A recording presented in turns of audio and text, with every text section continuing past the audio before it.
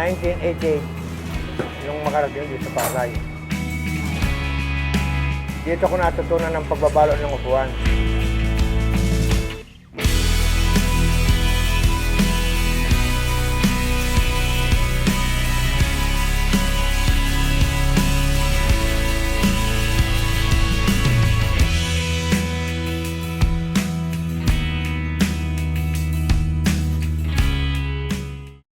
Ako si Orlando Gutierrez, ang Tubong, Pampanga.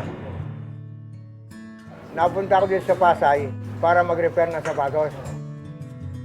Natutunan kong magbalot ng upuan dahil sa mga siklista. Hanggang sa dumami ang customer ko. Kaya hanggang ngayon, ito ng trabaho ko. Naiwan ang repair ng sapatos. Dahil nga lumalakas sa akin ang upuan.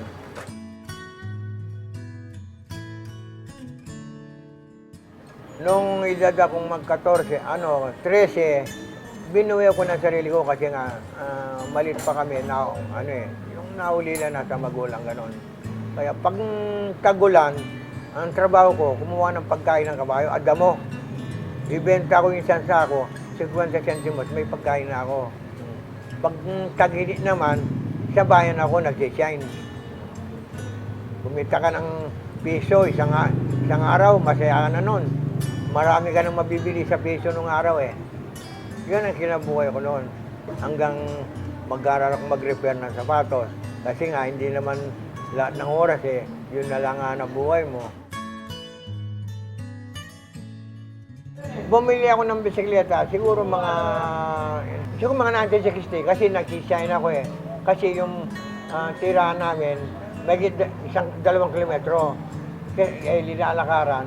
Kaya naisip ko, sabi ko mag-ipon ako para makabili ako ng bike. Nung makaipon akong bike, siguro naipon ko mga 30 pesos. Sinubukan kong yun, nagtanong ako kung mga yung nga, nakabili ako na second hand na semi-racer na alagang 25 pesos.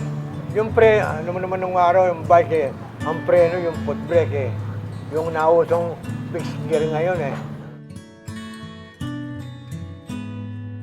Pero yung mga gulong,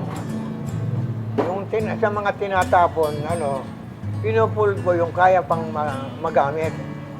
Kung mayroong biyakang gilid, tinatay ko, tsaka ko dinudugtungan ng balat para magamit ko. Yung interior naman, siguro kung minsan inabot ng 6 na batche para lang magamit ko eh. Pag may makikita akong tinatapon, pwedeng ipatche, pinapatche ko. Hindi ako bumibili. Ganon din may bili ka ng bago, mabubutas din eh. Eh di yun na lang, ganon din. Kaya yun na pagtsagaan ko.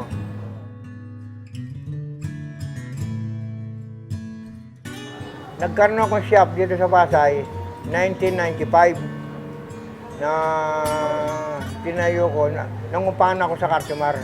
Ang sasadya naman, nung 1998, yung huling Marlboro Store, yung anak ni Maribel, yun eh, yung gumagawa, nagkakatay ng batalya. Ngayon, yung anak niya, nasama sa Marlboro Store. Eh yung Maribel na yan, nung araw, kalakalaban niya na sumayde. Marami siyang naipon na sira. Kaya nung naging katabi ko siya, tinanong ako kung kaya akong magbalot ng upuan. Sabi ko, bumili kang pambalot, balutan natin. Yung nga, doon ako nakasimulang magbalot ng saddle. Eh di, siguro mga 10 saddle ang nabalutan ko sa kanya. Kaya lang ng kasama niya sa bisikleta, ultimo sa ibang team, naturo ako dito. Doon ako nasimula na sa upuan. Nung bago ang magsimula may karera, marami nagbabalot sa akin. Kasi walang nasasayang sa akin eh.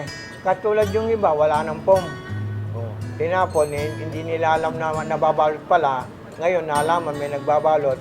Dinadala rin sa akin. Ang ginagawa ko, linalagyan kong pom. Para lang magamit. Lalo na kung original ang mga upuan, linalagyan ko rin. Walang nasasayang.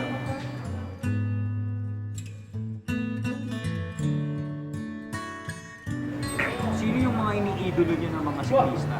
Ang pinaka-ano ko lang dyan, si Espiritu. Victor Espiritu.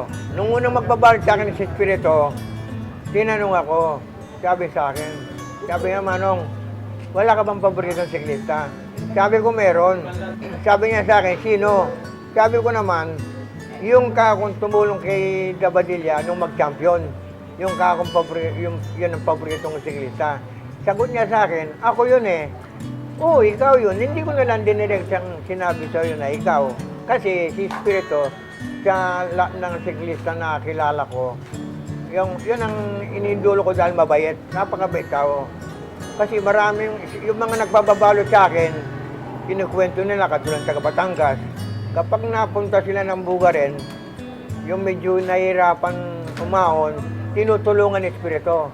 Kaya yun ang kinukwento nila sa akin, mabait daw si Espiritu. Kaya kahit anong lakas mo, kung wala kang suporta, mahirapan kang mag-champion. Kung marunong kang magsama, yun, pwede kang mag-champion.